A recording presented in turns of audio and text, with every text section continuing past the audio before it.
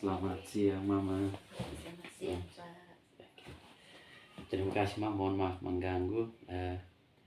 Saya guru penggerak angkatan 7 Kabupaten Timur Tengah Selatan dari kita punya sekolah SMA Negeri Fatu, Mama. Kami dapat tugas untuk mewawancarai 3 kepala sekolah, termasuk Mama sebagai pimpinan saya di sini. Mama, kami di sini diminta untuk bagaimana mengambil pengalaman dari Mama sebagai pimpinan tentang bagaimana mengambil berbagai keputusan menggunakan pertimbangan kebajikan dalam ilmu kepemimpinan, Mama. Kurang lebih hampir 2 tahun saya melihat bahwa Mama sebagai seorang pimpinan di sini selalu mengambil keputusan-keputusan yang mana tidak merugikan pihak sekolah, terutama siswa, Mama.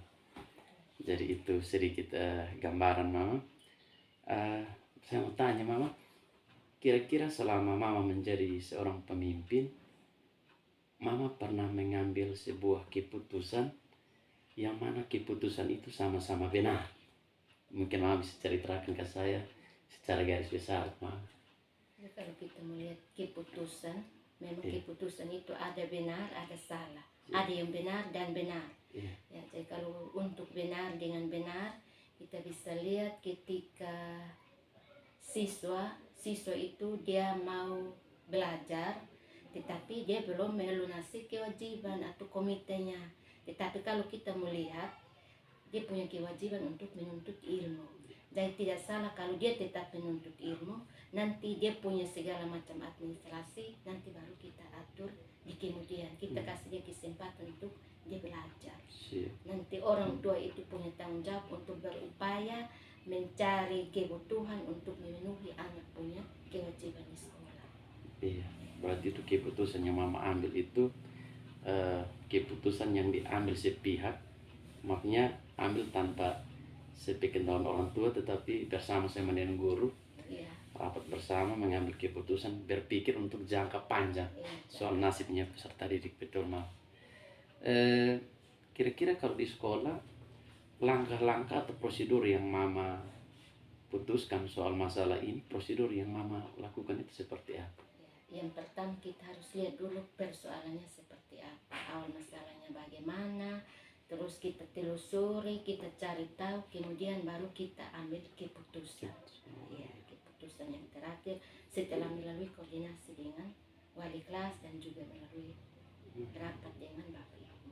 Jadi Mama menggunakan pola identifikasi. Ya, kita identifikasi dulu dia punya persoalannya apa, mungkin ada latar belakang dari keluarga yang membuat sehingga dia bisa menghadapi persoalan ini. Iya. Mama, selama Mama mengambil keputusan seperti ini tentunya kontroversi terlalu banyak. Kira-kira tantangan dalam Mama mengambil keputusan seperti kasus yang barusan Mama sebutkan ini, dia punya dia punya tantangan apa-apa saja, Mama? Ya, tantangan yang kita hadapi itu adalah kita harus berupaya untuk anak-anak kita tidak dikorbankan. Memang risikonya pasti besar untuk seorang kepala sekolah, tetapi ketika dalam mengambil keputusan, kita harus mempertimbangkan sehingga tidak merugikan siswa, tidak juga merugikan pihak sekolah. Harus siswanya kita selamatkan, karena masa depan mereka itu masih panjang dan mereka masih membutuhkan banyak bimbingan dan banyak ilmu untuk bisa meraih cita-cita yang ada. Jadi tantangan untuk itu, uang komite yang siswa kita persoalkan untuk siswa itu bukan menjadi suatu persoalan untuk kita bisa mengikat anak untuk tidak bisa sekolah. Jadi memang ini dilema. Tidak mau jalankan juga salah, mau jalankan juga salah, tetapi kita lihat yang lebih penting, ya. Intinya anak tidak dikorbankan. Karena untuk yang urusan lain, karena tentunya dari kita mengutamakan ini, karena dari komite yang ada kita bisa membiayai atau kita bisa memberikan transportasi untuk khususnya untuk teman-teman honor, sehingga memperlancar untuk datang melaksanakan tugas di sekolah. memang kalau kita pikir kita tidak ini laksanakan juga salah, kita mau laksanakan juga salah, tetapi kita berpikir anak itu tidak boleh dikorbankan. Iya. Berarti proses yang kita jalankan di sekolah ini Mama adalah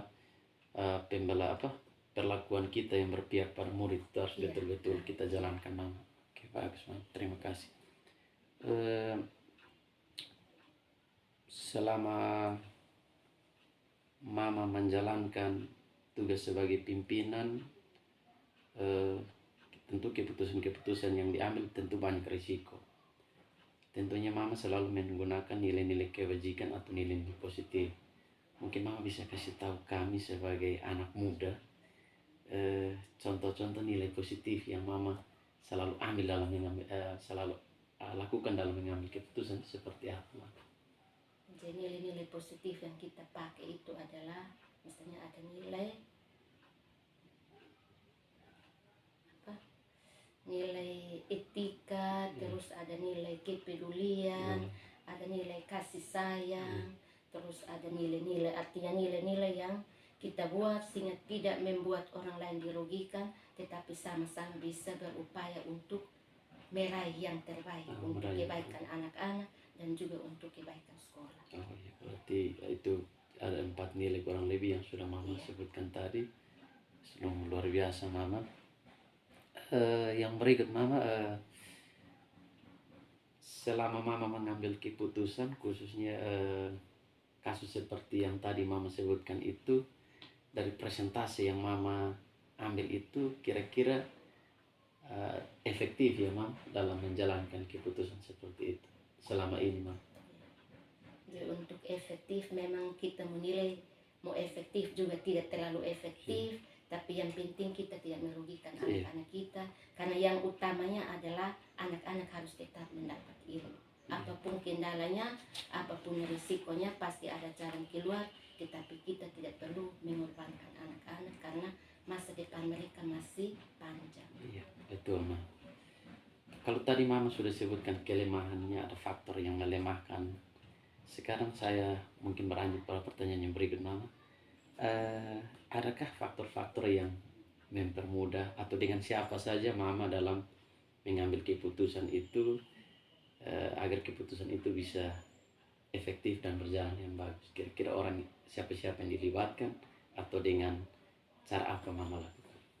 Baik, jadi kalau kita alami hal seperti ini, tentu yang pertama kita harus komunikasikan dulu dengan orang tua. Kira-kira kendalanya seperti apa, sehingga anak ini harus mengalami persoalan yang seperti dialami, itu misalnya dia tidak melunasi keuangan sekolah, persoalannya bagaimana. Setelah kita komunikasikan dengan orang tua, kita bisa bicarakan atau kita rapatkan bersama dengan Bapak Ibu guru dan juga komite. Karena mungkin ada jalan keluar apa yang kita bisa ambil untuk bisa membantu anak yang tadi mengalami persoalan tersebut. Mungkin melalui bantuan secara tunai dari Bapak Ibu guru ataukah dari teman-teman, karena dalam kita punya program sekolah ada 8K, di dalamnya ada nilai program standar kesejahteraan, terus ada kekeluargaan. Nah, dalam kegiatan itu di situ ada kerjasama antara siswa antar siswa di dalam kelas maupun siswa dengan wali kelas. Sehingga ketika ada siswanya yang mengalami hal seperti itu, bisa secara langsung mereka spontanitas untuk bisa membantu. Ataukah mungkin dari pihak sekolah kita bisa cari lagi kira-kira dari pos mana yang bisa membantu siswa yang bersangkutan, karena mungkin ada persoalan keluarga yang begitu berat sehingga tidak bisa diselesaikan dan dia membutuhkan pertolongan dari orang lain. Iya betul, memang dalam situasional seperti itu intinya kita ambil dulu keputusan, dia ikut sekolah dulu, nanti dia masalah baru kita koordinasikan. Baik, terima kasih Mam, ini keputusan yang sangat luar biasa walaupun berat tapi demi masa depan. Karena yang kita alami sekarang juga anak-anak sebentar ujian, tapi tidak mungkin kita korbankan anak untuk tidak ikut ujian.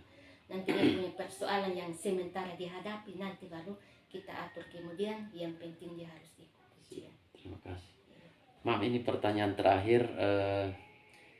Dari semua pengalaman yang sudah Mama ambil dalam mengambil keputusan, dalam konteks dilema etika ini, kira-kira dalam mama memimpin, pembelajaran apa yang mama atau pengalaman apa yang mama petik atau mama dapat dari tugas mama sebagai seorang pemimpin, seorang pengambil keputusan?